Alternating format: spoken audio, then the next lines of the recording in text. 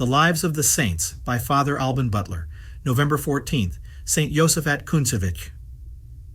In October 1595, the Metropolitan of the dissident Orthodox of Kiev and 5 other bishops, representing millions of Ruthenians, today called Ukrainians, meeting in Brest-Litovsk, a city in Lithuania of which there would be so much talk in Europe 222 years later, although for very different reasons, decided to submit to the Roman See.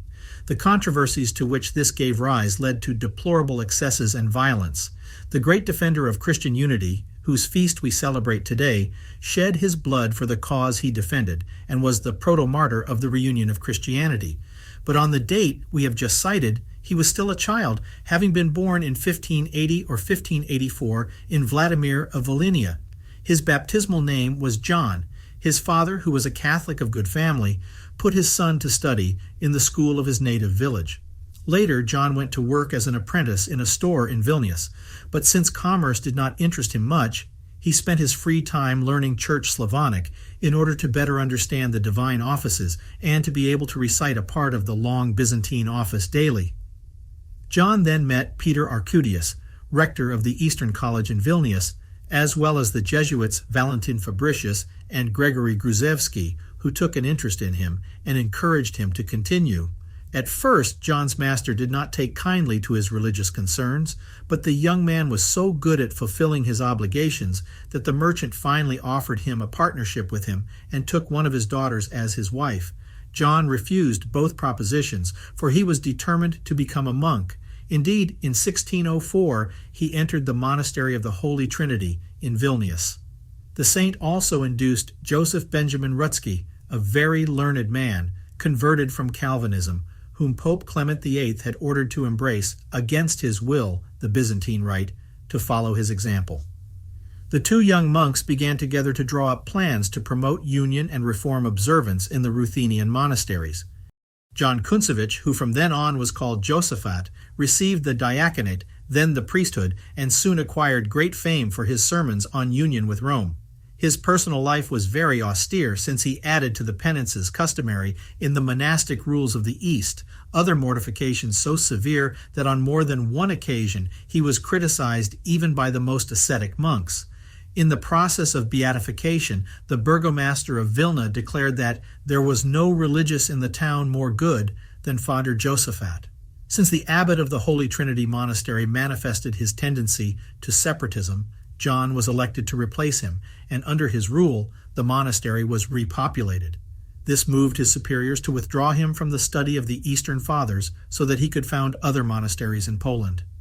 In 1614, Rutsky was elected Metropolitan of Kiev, and Josaphat succeeded him as abbot of Vilna. When the new Metropolitan went to take possession of his cathedral, John accompanied him on the journey and took the opportunity to visit the famous monastery of the Kiev caves. But the community of that monastery, which consisted of more than 200 monks, was relaxed, and the Catholic reformer was on the verge of being thrown into the Dnieper. Although his efforts to bring the community back to unity failed, his example and exhortations managed to change the attitude of the monks somewhat and bring them to a plane of goodwill. The Archbishop of Polotsk was then a very old man who favored the dissidents. In 1617, Father Josaphat was consecrated Bishop of Vitebsk with the right of succession to the see of Polotsk. A few months later, the elderly archbishop died.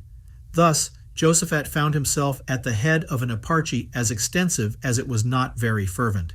Those who practiced the religion more thoroughly were ineligible for schism, for they feared that Rome would interfere arbitrarily with their rites and customs. The churches were in ruins and were in the hands of the laity. Many members of the secular elders had married twice and even 3 times, and monastic life was in decline. Josaphat asked for help from some of his brothers in Vilna and undertook the task. He gathered synods in the main cities, published and imposed a catechism text, drafted a series of ordinances on the conduct of the clergy, and fought the interference of the lords in the affairs of the local churches.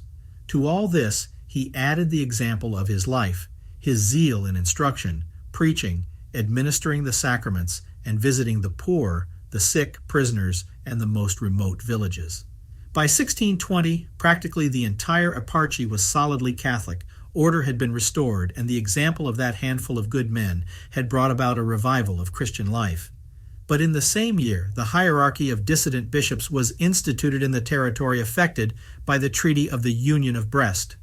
A certain Meletius Smotritsky was appointed Archbishop of Polotsk and energetically set about destroying the work of the Catholic archbishop, saying that Josaphat had converted to Latinism, that he was going to force his faithful to follow his example, and that Catholicism was not the traditional form of Ruthenian Christianity.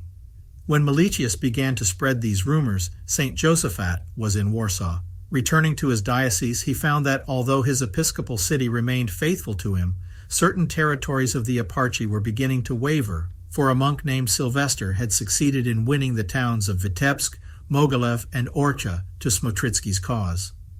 The nobility and almost all the people were for the union, but St. Josaphat could do nothing in the 3 towns just mentioned. When the King of Poland proclaimed a decree affirming that Josaphat was the only legitimate Archbishop of Polotsk, disorders broke out not only in Vitebsk, but in Vilna itself. The decree was read publicly in the presence of the saint, and he almost lost his life. The Chancellor of Lithuania, Leo Sapieha, who was a Catholic, fearful of the political results of the general unrest, listened to the rumors spread by dissidents outside Poland who accused St. Josaphat of having been the cause of the disorders with his politics. Thus, in 1622, Sapieha wrote to the saint accusing him of using violence to maintain the union, of exposing the kingdom to the danger of an invasion of the Zaporozhsky Cossacks by sowing discord among the people, of having forcibly closed certain non-Catholic churches and other such things.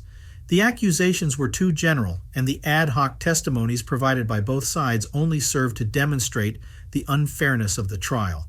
The only thing that could really be reproached to the saint was to have asked for the help of the secular arm to recover the church of Mogilev, which had been seized by the dissidents. The archbishop also had to face opposition, criticism, and lack of understanding from some Catholics. It is beyond doubt that one of the causes of the ease with which a part of the people had returned to schism was the firm discipline and moral rigor that the Catholic revival had imposed. Unfortunately, St. Josaphat did not find among the Latin bishops of Poland the support he deserved in such an undertaking, because he courageously maintained the right of the Byzantine clergy and rights to be considered in Rome on an equal footing with the Latins. The saint maintained his struggle with the same tenacity and courage. In October 1623, knowing that Vitebsk was still the center of opposition, he decided to go there personally. His friends failed to dissuade him or convince him to take a military escort.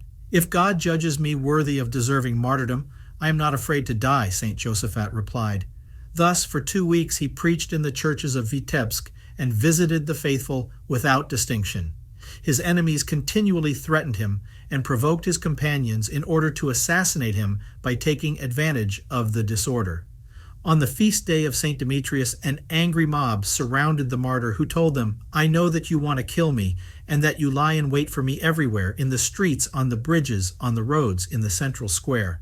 But I am among you as your shepherd, and I want you to know that I would consider myself very happy to give my life for you.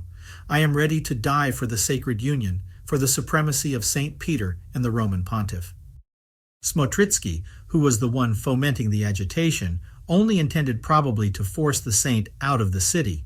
But his supporters, who were more exalted, began to hatch a plot to assassinate Jehosaphat on November 12th, unless he would excuse himself before them for having used violence earlier.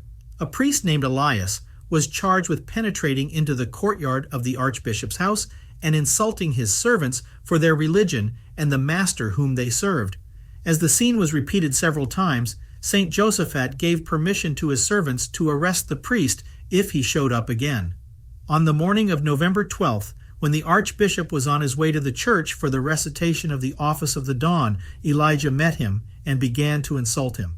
The saint then gave permission to his deacon to have the aggressor locked up in a room of the house. That was precisely what his enemies wanted.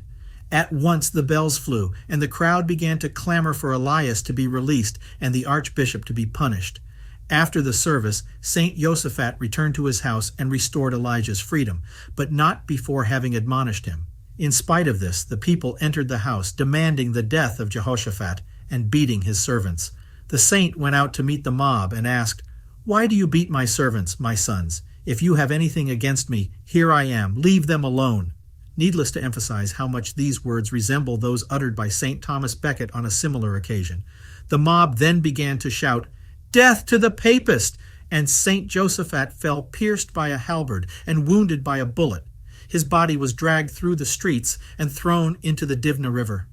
St. Josaphat Kuntsevych was canonized in 1867. He was the first saint of the Eastern Church to be canonized with a formal process of the Sacred Congregation of Rites. 15 years later, Leo XII fixed November 14th as the date for the celebration of his feast throughout the Western Church. The Ukrainians and others celebrate it on November 12th or the following Sunday, according to the Julian calendar. The Martyrdom of the Saint immediately resulted in a movement for Catholic unity. Unfortunately, the controversy was prolonged with very unedifying violence, and the dissidents also had a martyr, Abbot Anastasius of Brest, who was executed in 1648. On the other hand, Archbishop Meletius Smotritsky later reconciled with the Holy See. The great Ruthenian reunion existed with ups and downs until, after the partition of Poland, the Russian sovereigns forcibly forced the Catholic Ruthenians to unite with the Russian Orthodox Church. The few who did not do so have seen history repeat itself in our days, as recalled in the encyclical Orientalis Omnis published by Pius XII in 1946 on the occasion of the 350th anniversary of the Union of Brest.